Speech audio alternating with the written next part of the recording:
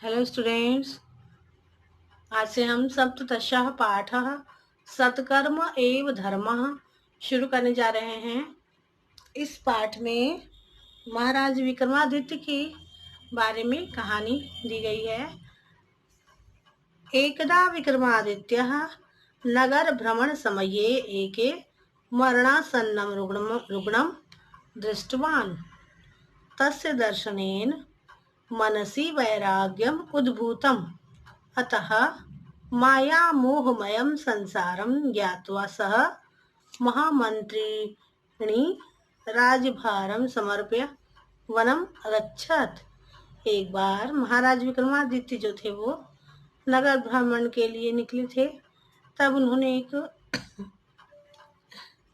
मरणासन्न बीमार को देखा जो कि बहुत अधिक बीमार था, और उसे देखकर उनके मन में वैराग्य उत्पन्न हो गया। वैराग्य का अर्थ कि इस जीवन के प्रति जो मोह है वो उनके मन से खत्म हो गया। अतः माया मोहमयम संसारम ज्ञात्वा सह, और उन्हें लगा कि जो संसार है ये माया मोह से युक्त है, तो इसका त्याग कर देना ही उचित है। और उन्होंने अपने मंत्रियों को राज्य का कार्यभार सौंपकर वन चले गए।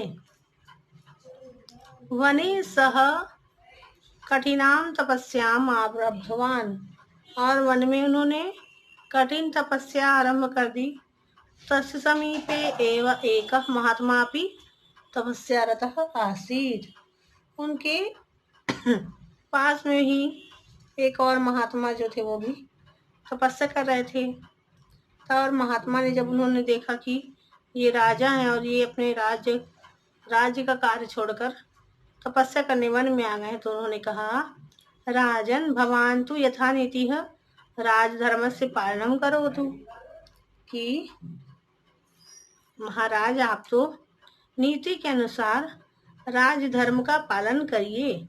धर्मानुकूलम शासनम अपि धर्म एव भवति, धर्म के अनुसार शासन करना भी तो धर्म ही होता है। इति स महात्मा विक्रमादित्यम उपदिष्टवान, और ये उपदेश दिया उन महात्मा ने विक्रमादित्य को। विक्रमः वदत् नहीं महात्मन तपसा एव परलोकः साध्यते कर्मणा नेति। जब उन्होंने ऐसा महात्मा ने उपदेश दिए जब विक्रमादित्य को कि राजधर्म का पालन करना भी धर्म के पालन के समान ही है, तो विक्रमादित्य ने कहा, नहीं महात्मा, तप से परलोक की सिद्धि होती है, कर्म से नहीं। महात्मा जी ने कहा, राजन राज्ञः धर्मः प्रजा पालनम शासनमेव अस्ति, तपस्या तु महात्मनां कर्म इति। तो महात्मा जी ने कहा कि राजन, राजा का धर्म है प्रजा का पालन करना और शासन करना, और तपस्या तो महात्माओं का कर्म है। इत्युक्तः महात्मा राजानां पृष्ठवान कर्म तपस्ययोः कः भेदः। यह सुनकर महात्मा जो है, महात्मा ने राजा से पूछा, कर्म और तपस्या में क्या भेद है। राजा अवदत्, कर्मणः स्थानं भिन्नं परम तपस्या स्वर्ग प्राप्ते साधनम। तो राजा ने कहा, कर्म का स्थान भिन्न है, परंतु तपस्या जो है वह स्वर्ग प्राप्ति का साधन है। एतच्छ्रुत्वा महात्मा हसन और अवदत्।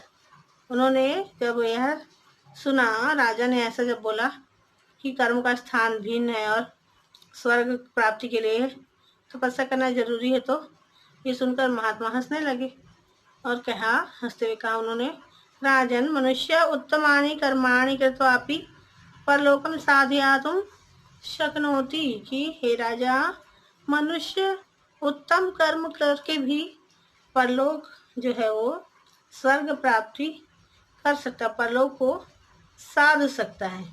अनंतरम महात्मा योग बलेन तत्रैव यमलोकस्य दृश्यम विक्रमम दर्शितवान। उसके बाद ऐसा कहकर महात्मा जी ने योग के बल से राजा को यमलोक के का दृश्य दिखाया, दर्शन कराया। दृश्य यमराजा दूतानी पृच्छति।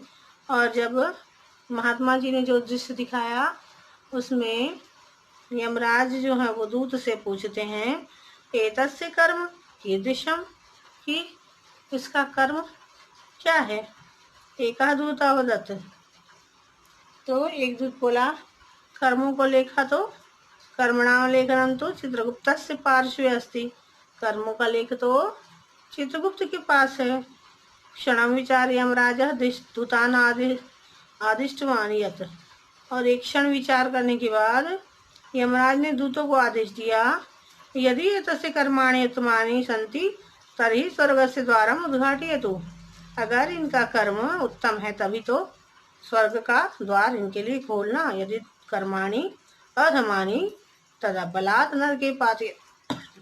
अगर इनका कर्म अच्छा नहीं है तो बलपूर्वक इसे नरक में भेजो। आज के लिए इतना ही। अगली क्लास में हम इस पाठ का अगला भाग देखेंगे।